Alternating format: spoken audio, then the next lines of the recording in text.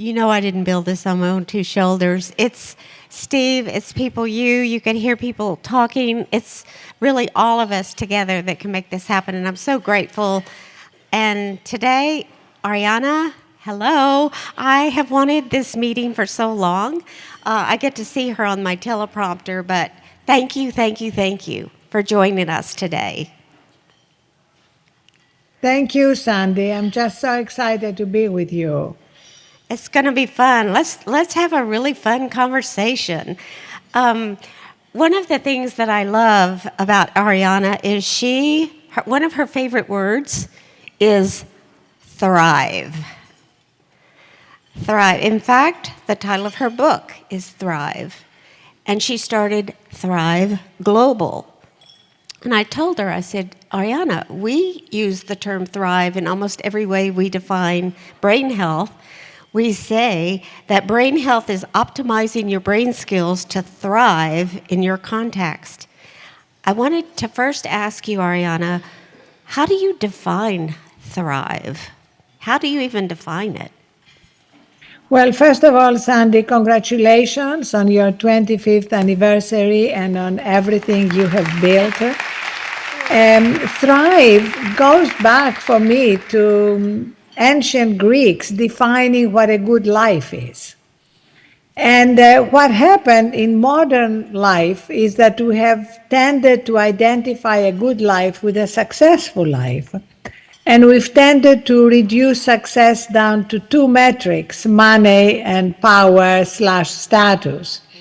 And so what I wanted to do with the book and the company I started was to really expand the definition of what a good life is, to move it from surviving and succeeding to actually thriving, which, as well as including money and status, nothing wrong with these two metrics, includes a third metric. And the third metric starts with our health and well-being. Obviously, that's at the heart of your institute and at the heart of every life. But then I've also added wisdom. How can we connect to the wisest part of ourselves? Wonder, our capacity to find joy and wonder in the world, and giving. Because giving is also an important element in our health. So that's really, for me, the third metric that defines thriving and defines a good life. I love that. As we think about wonder and awe, everything that you just said, it's exactly what we measure. How do you see thriving as a brain thing? Since we're here to celebrate our 25th anniversary of brain health, how do you see those concepts coming together? Well, obviously, the brain is our most important organ, and everything we discussed is part of the brain.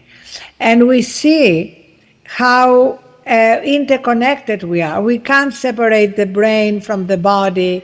That's why at Thrive we look at 5 daily behaviors that affect both our brain and our overall health. Sleep. As you know, sleep is foundational for the brain. It took us a while to recognize that, but I wrote a whole book about it and 50 pages of scientific endnotes, because even since my book came out in 2016 and now, the science of sleep has finally become mainstream. And I was doing a fireside chat with the new editor of the Wall Street Journal today, Emma Tucker, and she said, nothing gets as much traffic in the Wall Street Journal than articles on sleep. It's powerful. So that's a huge shift in culture from I'll sleep when I'm dead, or you snooze, you lose, to people now competing, about how much deep sleep and how much REM sleep and what HRV they got, and I'm wearing my Oura ring, and others may be wearing their Whoop or Fitbit. So that's number one, sleep. The second behavior that we track, that, as you know, is very connected to brain health also, is food. In fact, we have launched a dedicated program on cognitive nutrition.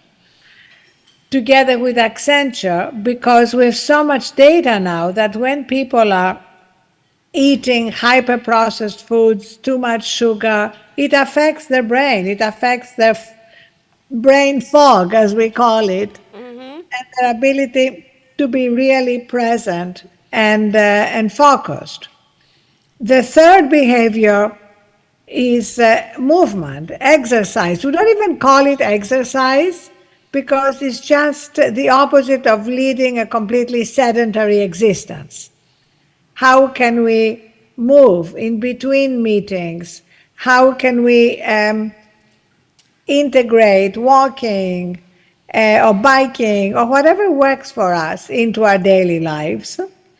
And the fourth is, of course, dealing with stress management. And you've done so much on that, but there is no life without stress. But how can we prevent stress from becoming cumulative? Because it is cumulative stress that really affects the brain and our overall health. And we've started a 60-second reset, we call it, that focuses on conscious breathing and images that bring us joy and gratitude and help us move from the sympathetic fight or flight nervous system to the parasympathetic so that we can interrupt the stress cycle. And the final is connection, connection with ourselves, connection with others. That's where giving also comes in, service, and connecting with something bigger than ourselves. Well, you're singing my song, Arianna. Truly. What's exciting is our Brain Health Index that we've developed based on the last 2 decades actually has those factors in it. The sleep is part of it, compassion, connectedness to people and purpose is one of the biggest brain health drivers, as is, and you said everyone deals with stress, depression, anxiety. We know that. But it's not having them in your life, it's knowing that you can face it and move through it. And that's what our brain allows us to do. So I'm just planting a seed. I want us to think about how we can use the Brain Health Index to look at some of the things that you're talking about with connectedness and everything else. I would love that. You're so aligned. We are. So tell me, Thrive Global, what big problem did you want to solve by starting that? I know here some of the questions came out of how are we going to make brain health ubiquitous? So Thrive Global sounds like maybe that's what you wanted to do, is to make people thinking about brain health. What does that set out to do, and tell us about that? Yes, so in 2016, after I had started covering a lot of these issues at the Huffington Post and could see the response, I wanted to create a new company that was a behavior change technology company, because I could continue raising awareness through a media company, but I didn't want just to raise awareness. I wanted to help people change behavior. And that's why I love the work of the Institute, because you translate cutting-edge science into outcomes in people's lives. And that's what I wanted to do. And I decided to do it as a B2B company, working with corporations, because we saw that working within a company was an amazing transmission mechanism. You had people working together, and you had people practicing healthier habits together. And so we started working with many companies, ranging from Accenture, Salesforce, Bank of America, to companies like Walmart that also have frontline populations, many of whom are minimum wage, many of whom are dealing with a lot of problems, both mental and physical. And we saw amazing results by focusing on these 5 behaviors. And increasingly now, we are working on bringing this to consumers who are already maybe on different drugs. We're working with Eli Lilly, for example, because what we are seeing is that these behaviors are not just about prevention, they're also about optimizing the management of disease. So whether you are dealing with obesity or diabetes, as is the case with the anti-obesity and diabetes drugs, or whether you are dealing with cancer, we are working with Pfizer, running their Living with Cancer program. We know that what you eat, how much you sleep, how you deal with stress, have a big impact on the progress of the disease. Absolutely. And, bringing brain health, regardless to what you're dealing with, is really important for people to put self-care in front of that. So many of your blogs, Ariana, are so inspirational. I always make sure to read them as soon as I get one. And I particularly liked a recent one that you did you said healthcare is broken. And you said health is really what happens between doctor visits. And it kind of builds on what you just were saying. But we think about, I'm just going to do whatever I want, and then doctor, fix me. So tell me. Exactly. Or, yesterday there was a really interesting piece in the Wall Street Journal about our annual physicals. Like people go to have their annual physical, but what happens, what do they do every day? I mean, I had, I'm obsessed with brain health. I had my brain MRI a year ago. I've had my genetic tests, but what am I doing every day is going to impact my brain health. How I'm sleeping, how I'm dealing with stress, what I'm eating. And what I love is that, I have been talking about it for many, many years now. And now you see it everywhere. It's in the zeitgeist. And it's really exciting to see finally the world waking up to the importance of daily behaviors. We call daily behaviors the miracle drug. And often it goes hand in hand with life-saving drugs. But we have spent far too much time deprioritizing it, not talking to patients, consumers about it, and we are paying a very heavy price. I mean, as you know, we are at the moment we are spending $4.1 trillion in our healthcare system, 17% of our GDP, up from 5% in the 1960s. And look at the results. Mental health, brain health, diabetes, obesity, all skyrocketing. So clearly it is unsustainable. Clearly. So how do we get self-agency into people thinking about it? And that's what you were really trying to speak to, is health is what happens in between doctor visits. It would be like not brushing your teeth until right when you visited the dentist, or exercising when you went to have your physical to try to lose weight when you know you're going to get weighed. So you start dieting the week before so they don't say, ooh, you've put on a little bit weight. What is it that we can do to inspire people to take agency about their brain health? Well, the first thing, Sandy, is to break it down into micro steps. I think often people present behavior change as New Year resolutions, and it's too big. We need to break it down into tiny little steps. Can you start your day taking 60 seconds to focus on your intention for the day, on what you are grateful for before you go to your phone? Can you start your day with a glass of water before you get your cup of coffee? So we want to start with very manageable micro steps. We have thousands at Thrive, because then you begin to build a success muscle. And then you can build on that success. I mean, I know we are going to play my reset. I don't know if this is a good moment. Not yet, not yet. Not yet. Not but yet. I wanted to say that the fact that these resets are 60 seconds shows how much we can do in a tiny amount of time. Yeah, couldn't agree more. And, if people would know the habits and start to learn those, and that's what we do with some of the brain habits that we give individuals here, how to use your brain, how do you connect. You use your brain anyway. We need to stop 50% of the toxic ways we use it and really just use it. It's not like you have to spend hours. It's very, very simple steps. So that's another way that you and I are really compatible in so many ways.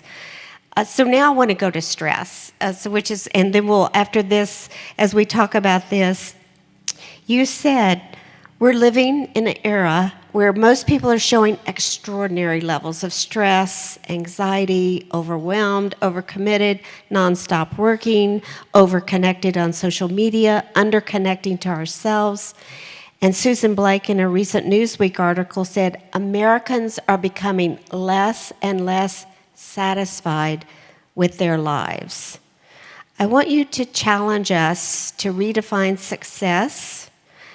Tell us how we go about from being overwhelmed to building these daily habits to thrive. And maybe just give us a couple. And then when you finish answering that, I would love for you to talk about, and then we'll show your Thrive Reset after we Right. talk about that. Right. So it's really important to say that everything we are discussing here is based on rigorous science. And it may sound warm and fuzzy, but it's all based on science. And what is great about modern science is that it's increasingly validating ancient wisdom. And we know in every philosophical and spiritual tradition, we know that there is agreement that we all have in us a place of peace, wisdom, and strength. We all have that. It's our birthright. Most of the time, we don't live there. But learning to connect with that place is absolutely critical. That's where our resilience comes from. That's where our fortitude comes from. We are living in increasingly uncertain and disruptive times. So if we are not able to connect with that part of ourselves, we are going to have a very hard time dealing with the challenges of modern life. So once we realize that, we can come up with all the tools in our toolbox to help us course correct, get out of the hurricane and find the eye in the hurricane. Yes. And one of my favorite books, actually, about that, it's also a book about leadership, was written by the Roman Emperor Marcus Aurelius. Okay, I have his little statue here on my desk. Oh, good. Love Very him. good. He's my little hero because he was emperor of Rome for 19 years. 13 of these years he dealt with a terrible plague. He dealt with invasions, betrayals, everything you can imagine. But he managed to find that place of imperturbability, of peace inside himself. And he wrote about that in a book called Meditations. So whenever I have very busy friends of mine who are CEOs, who are running big companies, and they are telling me, well, Arianna, I don't have time to do any of that. I said to them, well, Marcus Aurelius was a busy man too. He had a big job, and he managed to do it. So he's a good role model for people running companies, if not empires. That's brilliant. And I mean, what a way to leverage yourself. There's so much wisdom, like you said, from the very beginning of learning from individuals like Marcus Aurelius. So what I'd love to do is tell us how you want us to use this Thrive Reset, and then we'll show it. But what did you do? It's an app, right? So people can download. So tell it's us. available anywhere. I mean, we have it available on the Thrive app, available on the web. If in a company using Microsoft Teams. It can come to you on Teams or Slack or WebEx, anywhere. We believe very much, Sandy, that we need to meet people where they are, and they don't always have to download an app. We can come to them. So Thrive is based on that science that it takes 60 to 90 seconds to get us out of the sympathetic and into the parasympathetic nervous system. And we have created hundreds of resets focusing on deep conscious breathing, on music, on images, on quotes. But my favorite part of reset is each person creating their own personal reset with things that give them joy. So when we show you mine, you'll see there's pictures of my two daughters, pictures of, quotes I love, images, a breathing bubble. And we made a licensing agreement with Universal Music that we can take 60 seconds from favorite songs. So you'll hear one of my favorite songs. And as you're watching it, remember it is 60 seconds. And in 60 seconds, we can, when we're stressed, remind ourselves of what we love about our life. And as you know from science, gratitude and anxiety and stress cannot coexist. Very brilliant. Okay, let's reset, everyone. We've kind of had them reset here. They're all pretty excited. They're not too anxious, right? But we're going to have you capture this moment and think about what this could be when you're the most stressed you've been in a while. So let's show the reset. Thrive Reset. Such a feeling's coming over me. There is wonder in most everything I see. Not a cloud in the sky, got the sun in my eyes, and I won't be surprised if it's a dream. Everything I want the world to be is now coming true, especially for me. And the reason is clear, it's because you are here. You're the nearest thing to heaven that I've seen. I'm on the top of the world, looking down on creation, and the only explanation I can find is the love that I've found ever since you've been around. Your love's put me at the top of the world.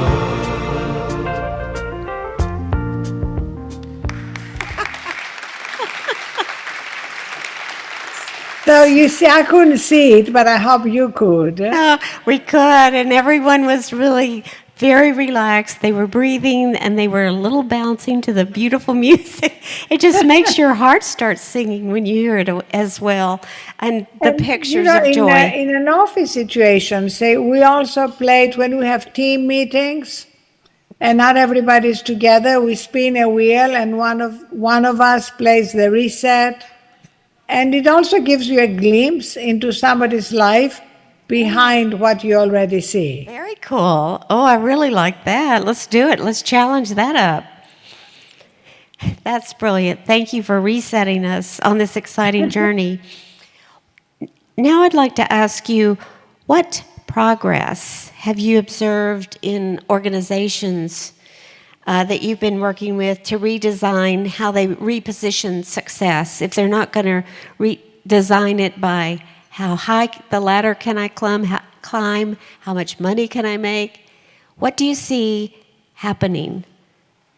So what we do with the companies we work with, as well as offering them the Thrive platform that includes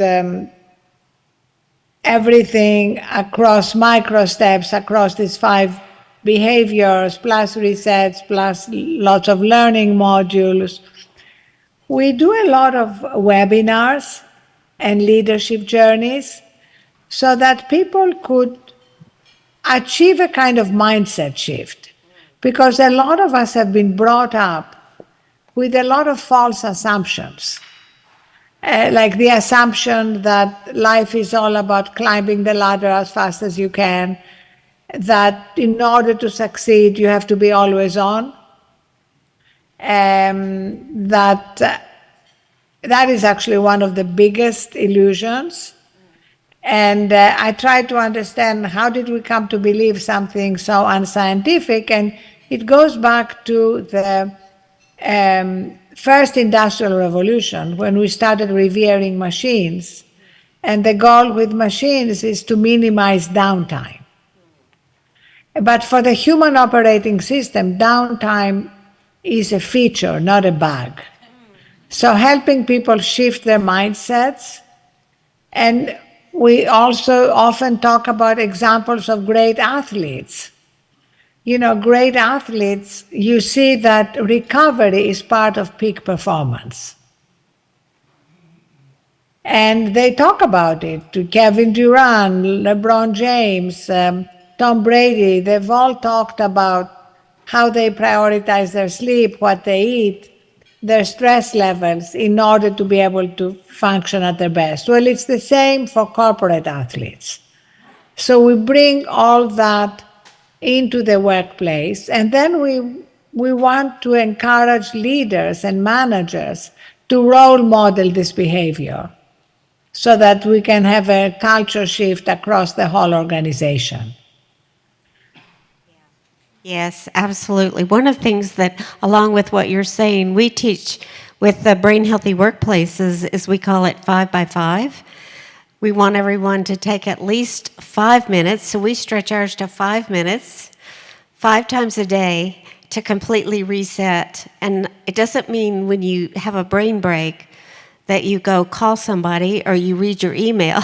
That is not a break, but you really stop doing anything. It's not thinking, but it's no concerted effort on what you're doing to break away. And people say that keeps them to have mental energy at the end of the day versus going home with the people they love the most completely deflated. Exactly. That's beautiful. I love that. So aligned. And we found when we brought resets to call centers, as you know, call center agents, one of the most stressful populations, and we give them 3 Thrive resets a day. This is 3 60-second breaks. And they make such a difference in interrupting the stress cycle. Ideally, they are fed to them at the moment when they are particularly stressed. Maybe they've been yelled at by a customer, so they don't have to carry that into the next call. It also improves customer success. And we've had so many testimonials from people saying, you could give us a 10-minute break, and we would spend it on Instagram or text or doom scrolling the news and be even more stressed.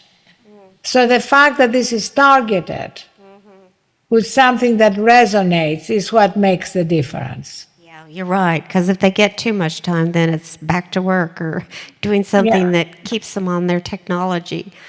When you say that it makes a difference, have you found, do you see companies telling you bottom line, this is things I can measure, productivity? People are always talking about, if I do these reset or thrive activities, how does it help my bottom line? How does it help? What kind of metrics are you using, or do you see companies using so that you can say, this is why it's working?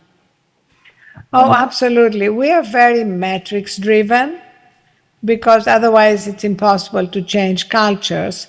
And looking at metrics like productivity, we see what you would call the brain health index, anything you do around your health and well-being, as a productivity multiplier. Then looking at attrition, recruitment, and obviously creativity. One of the first things that is depleted and disappears is creativity when people are exhausted. And what makes me excited, and we've brought it into our product suite, is using AI to hyper-personalize the recommendations and the nudges, so that I know exactly what's going to motivate you to eat better or exercise more or go to bed earlier without your phone. And that means that you will have different nudges than I will have. And that, I think, is exciting because we can truly hyper-personalize this health co-pilot, as we call it. Very good. And so I love that you brought up AI. And one of your, I think maybe it was just this last one, you said, and everyone's asking about AI, right, Jesus? They want to know, will it harm or will it help humans? And you stated AI can help humans become more human. That's provocative. Is that what you mean when you say that AI can help us become more human? How can it help? How can AI help us be more human? So in two ways. First of all, that's a very different conversation around AI than the conversation we are having right now, which tends to be more around how can we build AI that is more human? How can we align AI with human values? What I'm saying is, how can we have AI help humans be more connected with our healthiest behaviors? That's number one. And the qualities that make us most human, which are some of the things you've mentioned, like compassion, wisdom, connection with others, all these qualities, which are the qualities that make us most human, what Lincoln called the better angels of our nature. How can AI help us connect with that?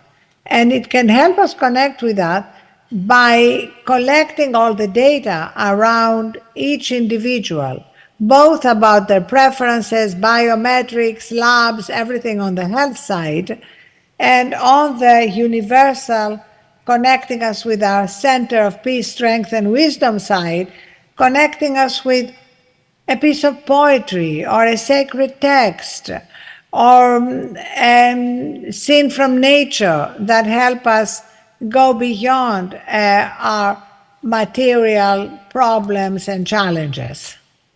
Yeah, and I agree. I think that we need to really use our imagination with AI.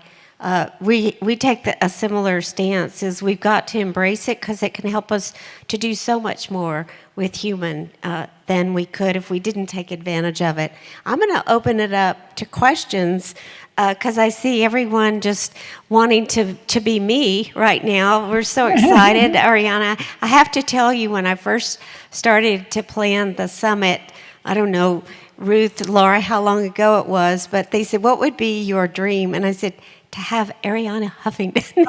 And so I'm like, it's happening. So I'm so glad that you're here with us. It just means so much to us. And, Thrive is part of everything that we do and show. And as we've reached hundreds of thousands of people now, we're ready to reach the world. So it's why our two worlds needed to collide. So let's open it up to questions. We've got people with microphones. Raise your hand if you would like to have this opportunity. I'm sure on the front row, I bet George has a wonderful question. I'm going to call him out. George Vredenberg, come on. Ask her a question. Come on up. Great. Then maybe you can go close to Sandy so I can see you.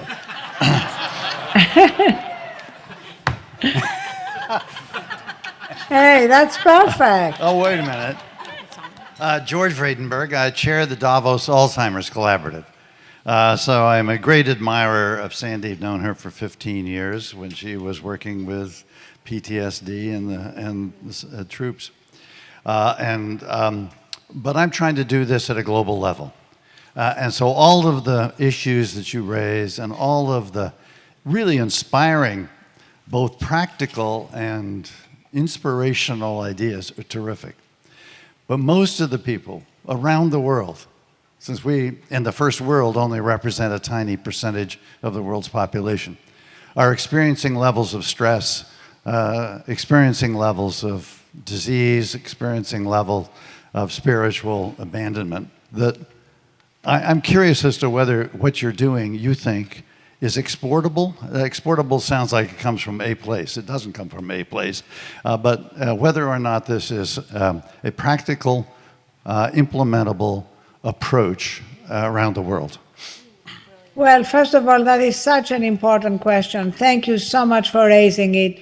And that is exactly why we're doing this. We believe it's the only way to democratize this new knowledge we have around behaviors and health, because everything else, however magnificent, is very expensive and not available right away. Like everything we are seeing AI help us achieve around, for example, the expediting drug development, including around Alzheimer's, diagnostics. All these things are expensive and they take time.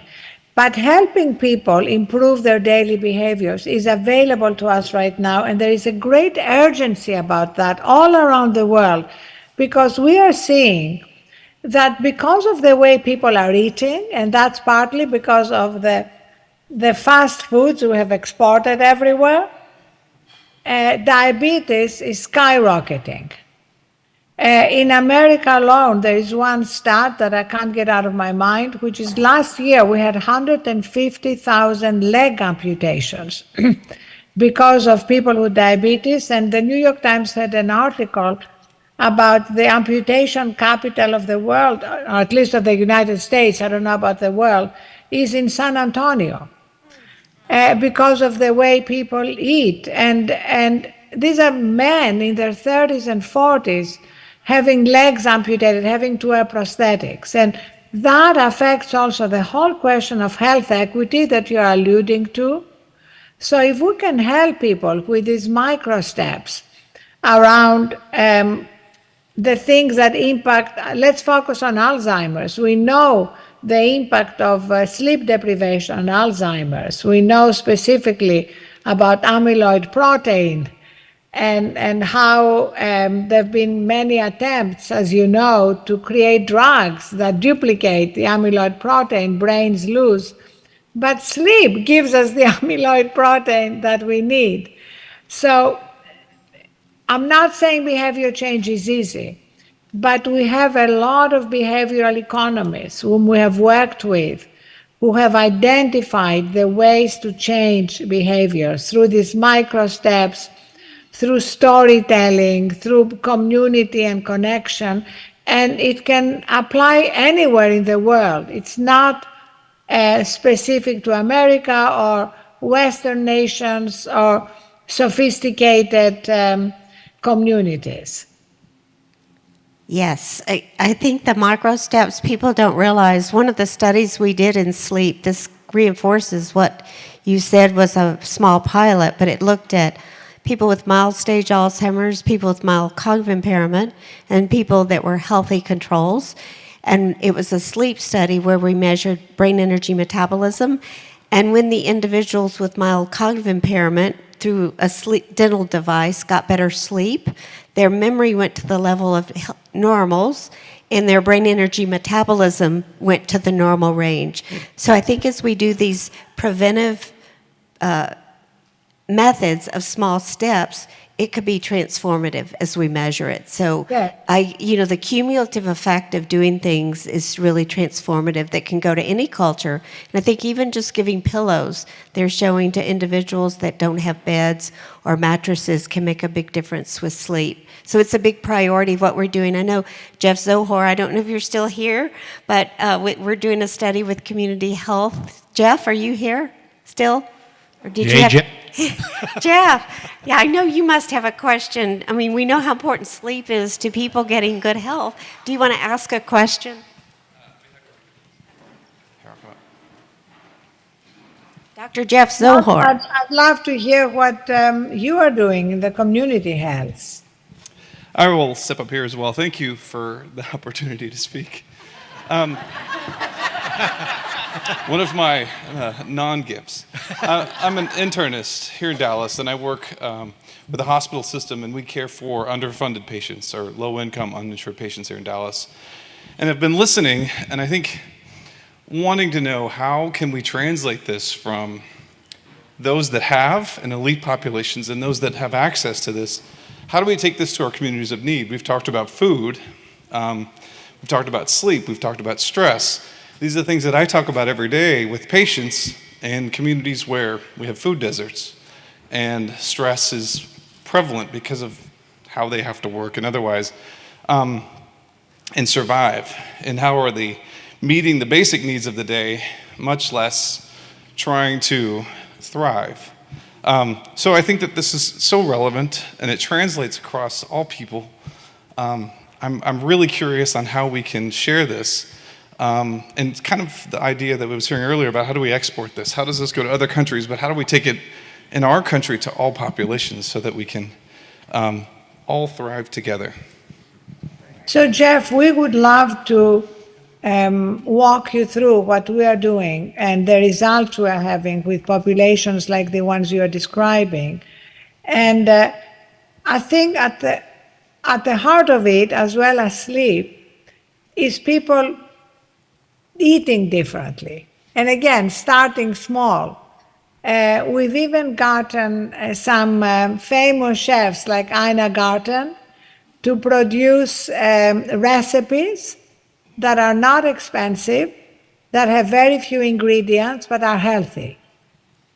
And making it so delightful. You know, sometimes food is an emotional experience. I'm working on a program, I'm sure you know about it, called Food is Medicine. But for many people, food is ritual.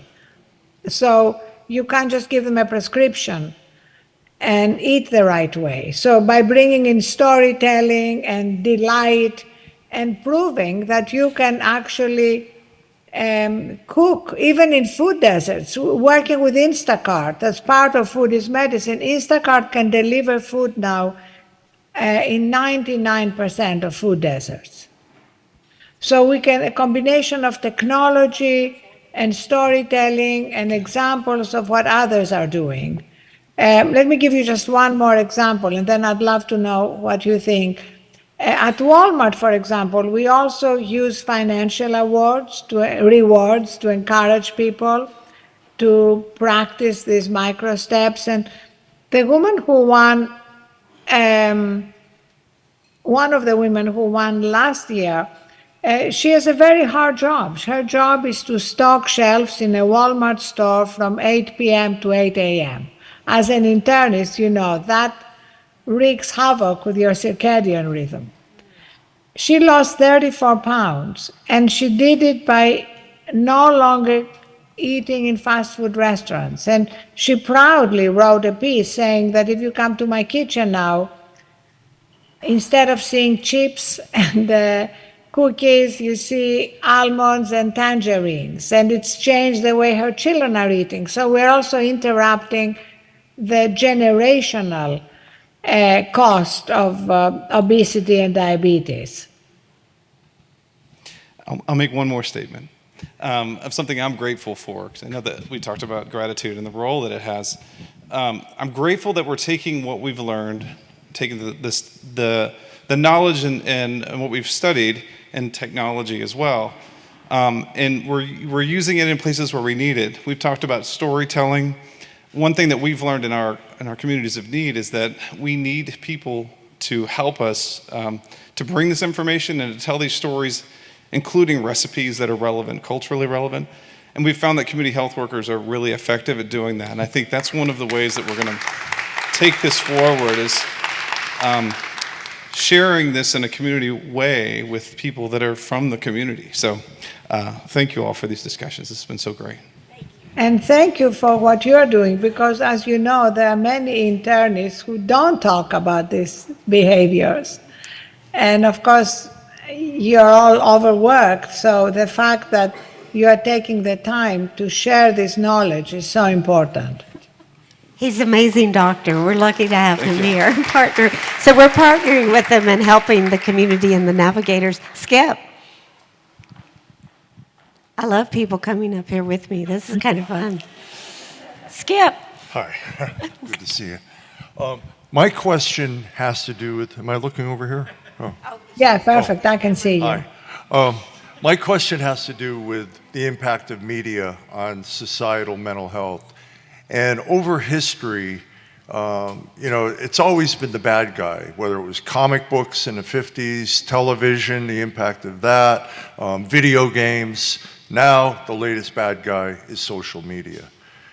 Can a case be made that social media, humanity is like children learning how to use it effectively, and that a positive case can be made for the ability to be connected with more people or people you don't know, or all the things that happen in a social media environment? Should we try to clamp down on it, or should we develop norms or societal mores, whatever, or should we try to restrict it as much as possible?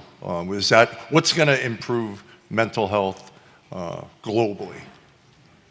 Well, unfortunately, that train has left the station. It's kind of very hard to clamp down on social media now, and anybody who has teenage children knows how hard it is, for example, to pry their phones away from them at night so they don't spend the night TikToking or Instagramming or snapping instead of sleeping. In fact, the only physical product we created at Thrive, happy to send you some, is a charging station that looks like a phone bed with a little blanket that can charge 10 phones and iPads. And the idea is to be the family bed for the phone. So you put it outside everybody's bedroom. And as you said, you teach your children phone hygiene. The phone is just over 10 years old. So we need to teach children that the phone doesn't sleep with you. The phone sleeps in its own bed. They come in mahogany and light wood. I'm going to do a post on my LinkedIn about this amazing event. I'll mention the phone beds too, because you're right that we can, through rituals and new approaches, restrict the amount of time we spend on social media, because the impact of social media is unfortunately addictive. People compare their own messy lives, as we all have, to somebody else's highlight reel. They create depression, anxiety. But that's where, again, I think that AI can help by restoring us more, recharging us, so that we are more in control of the time we spend on social media, instead of being like addicts, endlessly scrolling. Thank you. I didn't know if he would do a disclaimer that he's a VR guy, but he didn't. That he does a lot of technology Oh, development. VR can be great in Yeah. in helping people relax. Yeah, We and- should do some VR resets. Yes. Hattie has a question, Sandy. Do I need to come all the way up there, Sandy? Hattie's going to ask a question. Thank you, ma'am. So, And you might just, can you see her if she just turns to the camera? No, come on. Yes, I can see her I want to be now. up here with you, like the guys. What's up with that? Yeah, exactly. Thank you. It's easy. Ariana, Hattie Hill, it's great to see you again. You spoke to us women when I was at the Women's Food Service Forum, and we talked a lot about the health of women, because we are the ultimate multitaskers. So what advice would you give to us as we try to get our arms around this, so that I have a 3-year-old grandbaby, I want to teach her different? Yes, I have a 17-month-old grandbaby. Okay, nice. He was the final picture in my reset. Nice. So that's a great question, and I think women have a very special role, because someone has called women the chief medical officers of their families. And it is true that women make a lot of the healthcare decisions. And so educating women and also taking women into account in a lot of the scientific progress we are having. I mean, as you know, we are having some very negative results right now around maternal health, around women's heart health. So the women haven't been taken into account as much as they're beginning to be taken into account now in scientific research. And I think we have a huge role to play in affecting the health of our families, especially when it comes to these daily behaviors. Awesome. Thank you. Thank you, Hattie. Thank you. Ask the final two questions, Sandy. Ready for it? Yes. So, Ariana, we're going to wrap up, but I want to end with two final questions to you. One is, when we had our phone conversation talking about this, I said, wouldn't it be great if we took a workplace and you did your Thrive program and we did the Brain Health Index to see how do they actually thrive? What do you think about that? I love that. So we should go through some possibilities and decide who we want to do it with. All right. Anybody here want to stand up and do that? I'm ready. Mackenzie. We love that. I think it would be great because George just our volunteered approach- Mackenzie. George volunteered Mackenzie that's here with us today, Mackenzie Hill. We probably have some. Mackenzie Health is doing amazing things. They are. Yes, they are. That's a great suggestion because they've got a big platform, too, to promote it. And my last one is I want you to leave the audience with, we're actionists today. Everyone here has committed, or they had to leave the room, that they would be actionists toward brain health, and they're going to take steps toward making their brain better in these micro steps, which is exactly what we teach. What one or two actions would you want to leave them with today to prioritize the ability to thrive and well-being? So I'm going to leave you with my favorite micro step, which is pick a time at the end of the day that you declare the end of your working day, whatever time it is.